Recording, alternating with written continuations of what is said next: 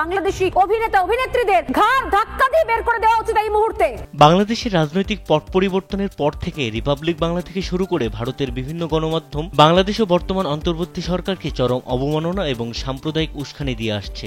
এবার বাংলাদেশের জনপ্রিয় অভিনয় শিল্পীদের ঘাড় ধাক্কা দিয়ে ভারত থেকে বের করে দেওয়ার দাবি জানালেন রিপাবলিক বাংলার উপস্থাপিকা স্বর্ণালী সরকার। এই বিতর্কিত মন্তব্য ঘিরে উত্তাল সামাজিক যোগাযোগ মাধ্যম।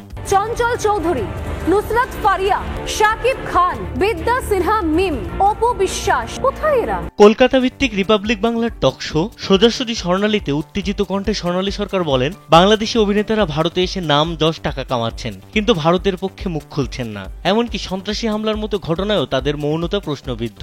উপস্থাপিকা সরাসরি আক্রমণ করেন বাংলাদেশি তারকা জয়া আহসান, রাফিয়াত রশিদ মিথিলা, বিদ্যা সিনহা মিম, চঞ্চল চৌধুরী, জিয়াউল ফারুক অপূর্ব, গাজী আব্দুল নূর, নুসরাত ফারিয়া, ফেরদৌস, অপু বিশ্বাস ও শাকিব খানকে। এমনকি অভিনেত্রী মিথিলার স্বামী পরিচালক সৃজিত মুখার্জির নামও টেনে আনেন তিনি। জয়া আহসান, মিথিলা, সৃজিত মুখার্জির স্ত্রী হিসেবে দেশে রয়েছেন, তারা কেন চুপ করে রয়েছেন? তার এই বক্তব্য ঘিরে সামাজিক মাধ্যমে শুরু হয় ব্যাপক প্রতিক্রিয়া। অনেকে একে ঘৃণা ছড়ানো ও সাংস্কৃতিক বিদ্বেষ বলে আখ্যা দিয়েছেন।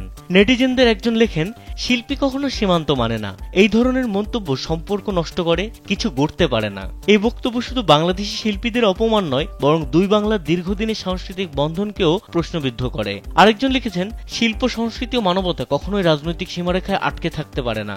এই সত্য আজ আবার সামনে এলো। আমরা আশা করি দায়িত্বশীল সাংবাদিকতা এবং সাংস্কৃতিক সংবেদনশীলতা বজায় থাকবে দুই বাংলার এই ঐতিহাসিক সম্পর্কের স্বার্থে।